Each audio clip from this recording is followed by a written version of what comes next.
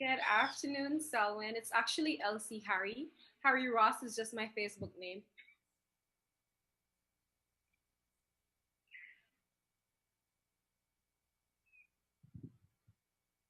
Thank you.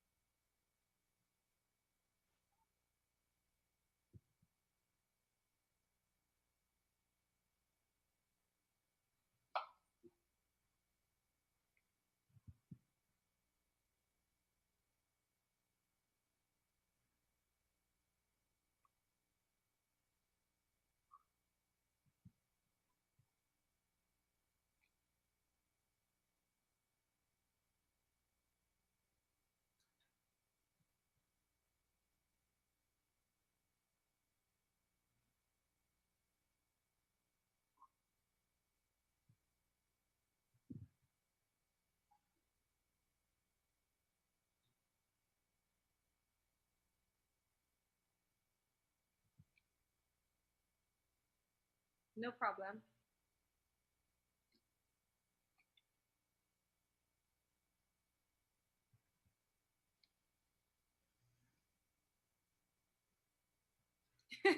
One day.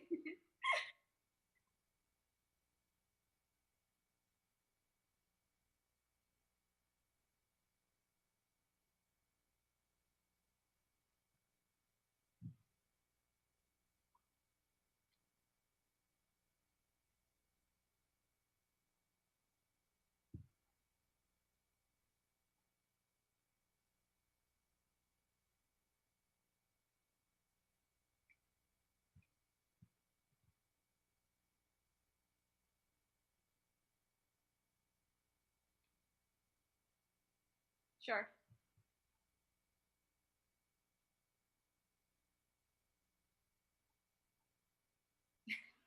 Uh, they'd say I'm funny. I totally am. Um, I'm very helpful. I would bend over backwards to help anybody who needs my help, even if I have to lose sleep over it. And I like to have fun. I like to do things to people. I like poetry. I like art. Those are the ways that they describe me.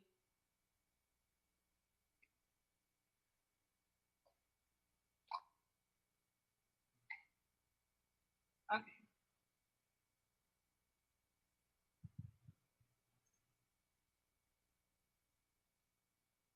Yes. Yes.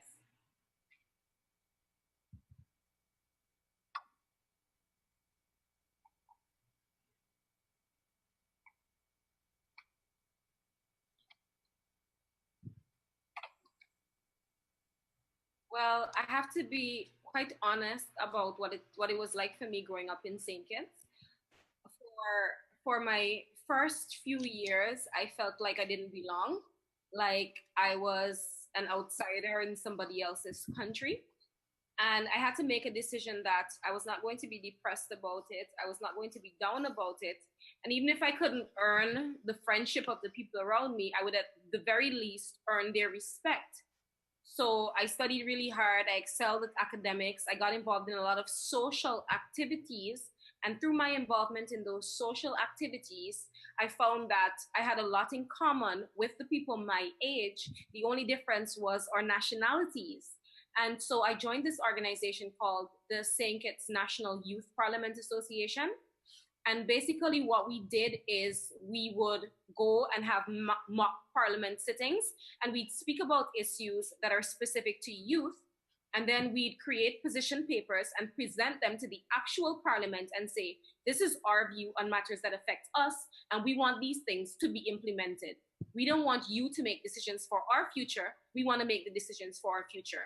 And over time, after we kept doing this, we actually became recognized as the premier youth organization in St. Kitts, and the government would come and ask us for our opinions on youth issues. So our form of advocacy was academic, and that worked for us. And then we moved on to social advocacy, because it's not everything that academics can fix. when we had to go out on the street and, stage a protest or stage a movement to see certain things get changed. So my activism career, so to speak, actually began in St. Kitts. And then when the politicians were behaving like they had no behavior really in parliament, we got up and we spoke out about it and we said, listen, you're our elected representatives and you represent us. And when the world sees you, that is the impression of us that they're going to get. So get your acts together, be respectful, be polite in parliament.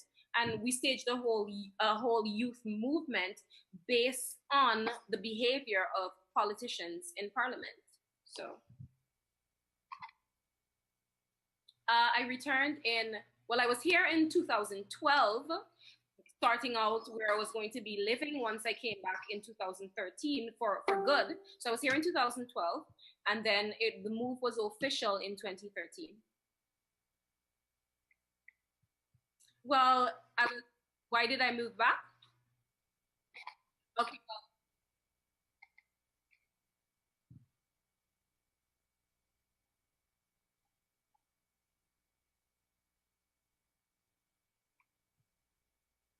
Well, I would always visit Guyana, if not every year, every other year. And slowly but surely, Guyana became strange to me. Some of the things I couldn't understand, some of the places that I saw, they looked completely different from when I was little. The air was thick with despair. And I thought that, I was in St. Kitts doing so much in St. Kitts and that I could do the very same for Guyana.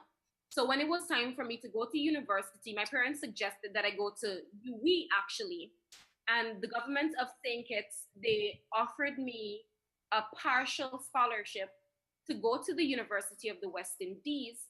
But I wanted to be at home. I wanted to do my part for Guyana because I always felt like, I'm Guyanese and I need to show up for Guyana in a big way. So I made the decision not to take the partial scholarship from the government of St. Kitts and to come to Guyana instead, knowing that I could afford the tuition fee at the University of Guyana. So that wouldn't be an issue for my parents, and that I could also do work in Guyana. So if you follow the timeline of me getting back to Guyana, I got here in August 2013, and immediately I joined National Youth Parliament of Guyana. I signed up to volunteer with the UGSS. I joined UGIAA. I joined Coffee 250 Committee the following year in 2014. Like, I didn't waste any time because I knew that this is what I wanted. This is what I was coming to do.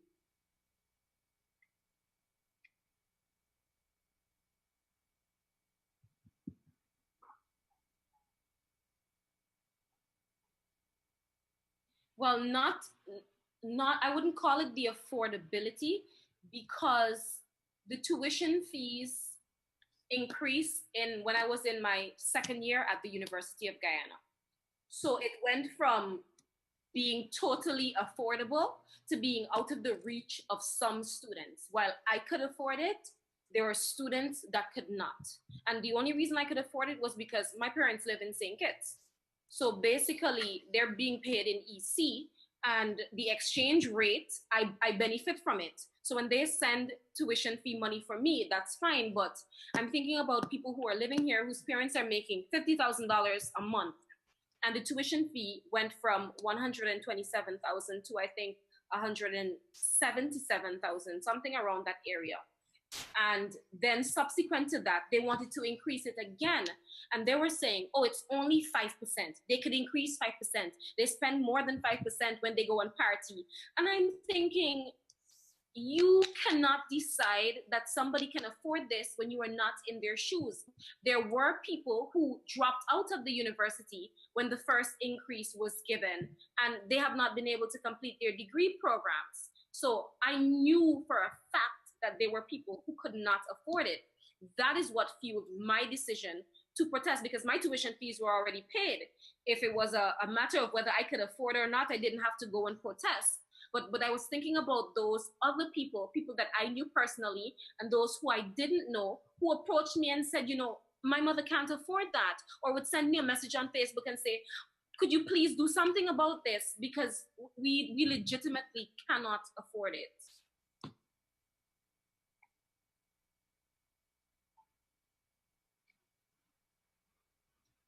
Yes, we got together. We did a protest on we heard about the announcement on a Friday. The Monday morning we came out and we protested along UG Road. And while we were protesting, we got we got a I got a phone call saying that I was invited to a meeting later that afternoon, and the meeting was with the vice chancellor and the administration, because by then the media and everybody had picked up the story.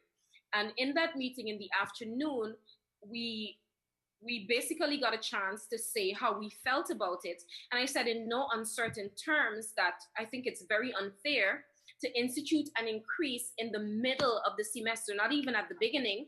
And I said, I understand that the university reserves the right to increase tuition fees at any time, but the university should show consideration for its students. If the aim of the university is to educate future leaders, then you have to have some compassion for these students. And then I said, whether you decide to take back the 5% or not, I can tell you in no uncertain terms that I will not be paying it.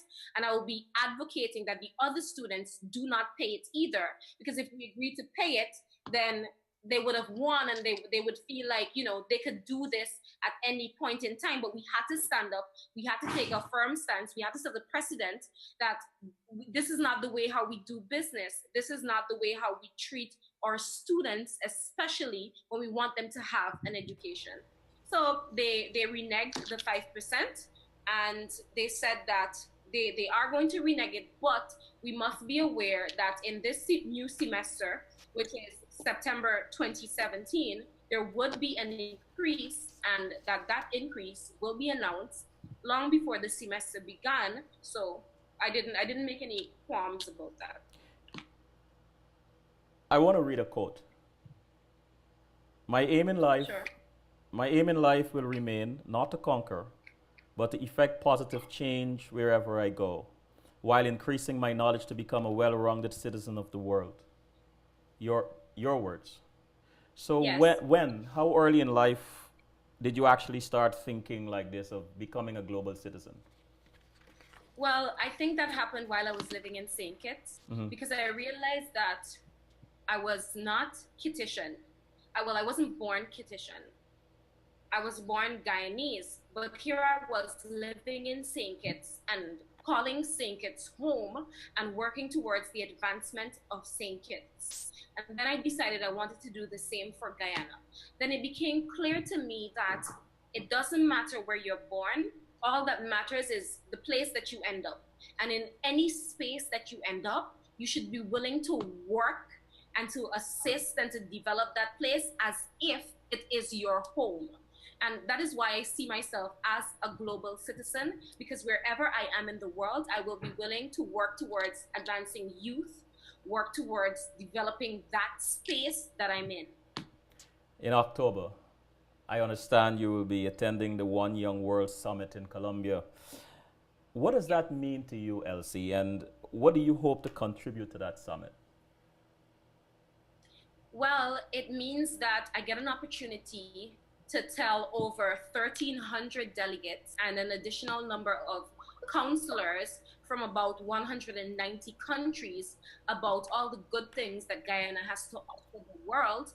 And also, it means that as a young person, I'm going to have a platform to speak about the things that I believe in, to speak about some of the work that I've been doing, and to get some mentorship from the counselors that are actually going to be there, because Kofi Annan will be there, and President Juan Manuel Santos of Colombia will be there. And as an international relations student, these are the people that I look up to for the work that they've done in the world.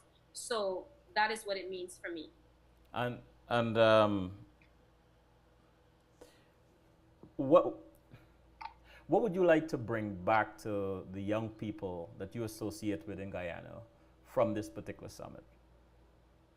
Well, what I would like to bring back is efficiency in the way that we do things in Guyana. So, for example, we have a lot of volunteer organizations in Guyana, a lot of charities, but sometimes we don't see them, we don't hear them, we don't know about the work that they do. And a lot of these young people have actually perfected their art of volunteerism. They know how to use social media effectively. They know how to lobby governments effectively. Those are the skills that I want to learn how to perfect to bring back to the young people in Guyana so that we can be more efficient in our volunteerism, in our activism. Advocating for youth involvement rather. Why are you so passionate about that, Elsie? Because I feel like the future is ours. I mean, young people, sorry, older people always say, the future is yours, Guyana is yours, these problems that we have are yours to fix. And I'm thinking, you are creating problems for me and telling me these are my problems to fix? Okay, well, I want to have a say in what goes on now so that I am well aware of all the ins and outs of the problems that we are going to face in the future. And some of the problems that we currently face, young people have the answers to these problems. They have the solutions because we spend a lot of our time innovating, thinking, researching, even more than a lot of the older generations because now we have all these things at our disposal. We have the internet, and I just want young people to play an active role in securing their future. I don't want somebody else to go and secure a future for me, one that I might not even want, one that might not even mesh well with my vision of the future for myself, and then say to me, here it is. And these problems, go ahead and fix them after they've created it. So I think that young people have to take charge of their future. And in order to take charge of their future, they have to be involved in decision making, in policy making. So that is why I'm so passionate about youth activism. Elsie, it's difficult to listen to you and not think that you are passionate about Guyana, you love Guyana, and I mean, it's why you're there and why you do a lot of these things. But when you hear the word Guyana, what comes to mind immediately? I think of home. Uh huh. I think of love. I think of family. And I also think of potential. Because one of the things that I think, and I don't even know if we as Guyanese stop to think about it sometimes, is that Guyana has so much potential. Because when I compare us to the different countries in the region, we are so blessed. We have so many natural resources. We have so much food. We have so much fresh water. We have this lush vegetation. And now, of course, we have oil. And not only that, but if you look around the world, you would see Guyanese doing exceptional things. It means that this spirit of exceptionalism is in our genes. So when I hear the word Guyana, those are the things that I think about. Your greatest pet peeve. Sorry? Your greatest pet peeve about Guyana. My greatest pet peeve would be inefficiency. Inefficiency. Yes, when you go into government offices and you have to stand in these long lines and you think, why is this person just sitting at the counter, not even looking up at me saying, good morning, okay, I realize that a lot of you are waiting, but we're having some difficulties, we're trying to work it out. Or when you go to the University of Guyana, you go at the back by the administrative office, I go in and I say, good morning, and sometimes they don't even look up to answer me. I go and I say, okay, this is my problem, this is my query. They're like, I don't know about that. Go to this person. I go to that person. They say, I don't know about that. Go to. So I'm going around in circles. And literally, it takes a whole day to get a simple thing done. And I am thinking that if I make the example of myself, for example, I've worked on various projects in Guyana. And the things that I think that they take an entire week to do, I would try to find ways to get it done in a day or two.